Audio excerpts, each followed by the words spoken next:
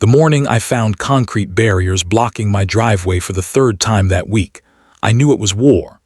I called my army buddy and uttered 5 words that would topple our HOA president. I need something permanently immovable. It was December in Colorado, 6 a.m., and I stood in my bathrobe, steam rising from my abandoned coffee mug. The metallic scent of fresh concrete mixed with diesel exhaust as 3 blocks stood like prison walls across my driveway. Delilah Thornberry thought she could bully a divorced veteran into submission with her fines. She didn't know she'd just provoked someone who'd spent 20 years moving tanks for Uncle Sam.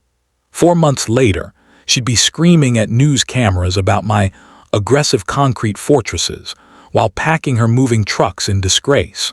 All because she forgot the first rule of warfare: never corner someone with more firepower and endless patience. My name's Marcus Rivera, and 6 months before this concrete war erupted, I thought I'd found peace. At 52, freshly divorced after my ex took half my savings, I'd scraped enough for a down payment on a corner lot in Willowbrook Estates, suburban Denver. The circular driveway was perfect for my IT consulting business. Clients could park without bothering neighbors. I'd studied every legal document: deed restrictions, HOA covenants, municipal codes. Nothing banned home-based consulting. Then I met the neighborhood dictator.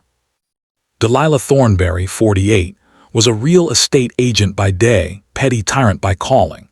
Her white Mercedes gleamed like a shrine, parked by her McMansion with a fountain that broke 3 water restrictions. As HOA president for 3 terms, her bleached teeth and clipboard of doom were red flags. Our first clash came in October. I was loading equipment into my F-150 when she appeared, uninvited, declaring my truck a commercial vehicle disrupting community standards. Her rose and hairspray perfume choked me as much as her condescending tone.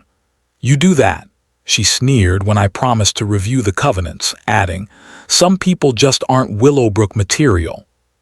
3 days later, a $150 violation notice arrived, threatening $500 daily fines unless I stopped my business. The HOA handbook's vague, commercial vehicle clause was her weapon, broad enough to ban pizza delivery. Her assistant scheduled my appeal 6 weeks out, but the fine deadline was 7 days. Extortion 101.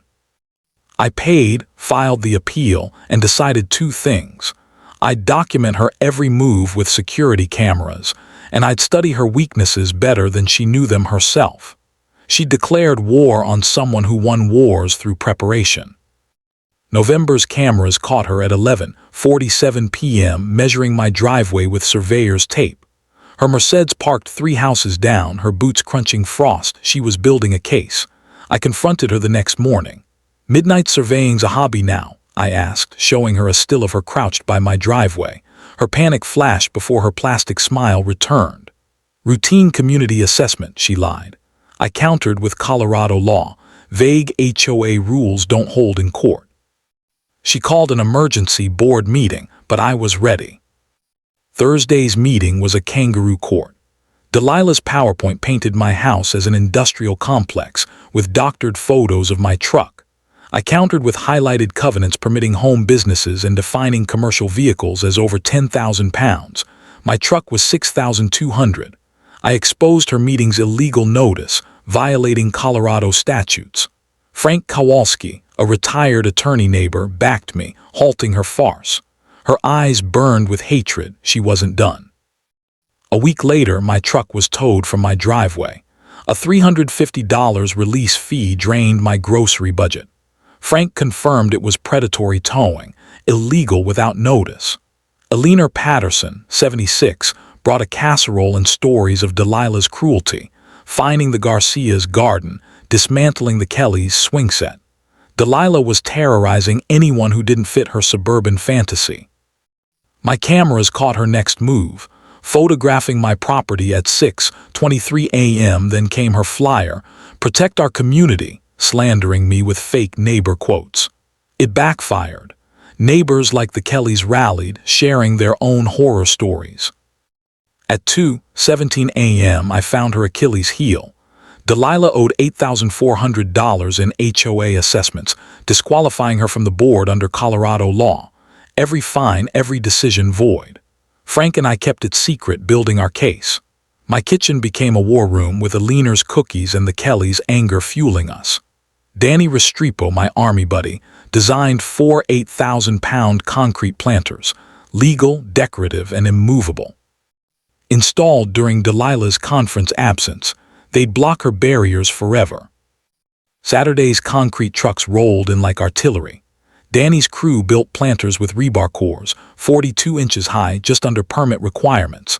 By Sunday, they stood like sentinels filled with evergreens. Monday, Delilah returned, her Mercedes screeching to a stop. She circled the planters, screaming into her phone. A building inspector confirmed their legality. Her hired law firm dropped her after discovering her disqualification. Neighbors admired the planters. Property values rose. Even the Kellys' daughter saw them as protection from the mean lady. Delilah's final gambit was a petition claiming the planters were hazardous. She got 3 signatures. Her unhinged Facebook rants calling me a property value terrorist sparked neighbors to share their stories.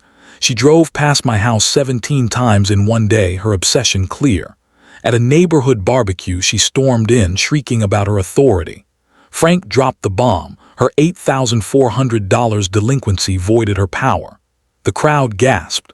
Her facade shattered. Thursday's HOA meeting was packed.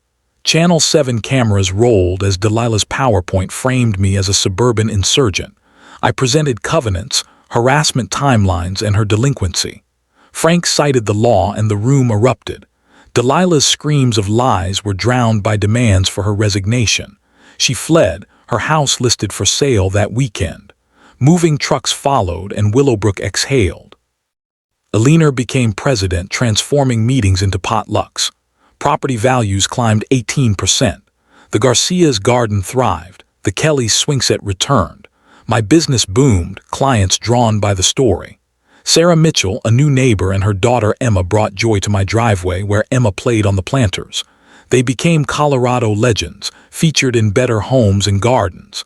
Danny's business tripled, and Frank's workshops empowered homeowners countywide. 3 years later, children play around my 32,000-pound victory. Laughter replaced threats. Delilah's fate. I hope she learned, but I'd rather she never torments another neighborhood. Bullies only have the power you give them.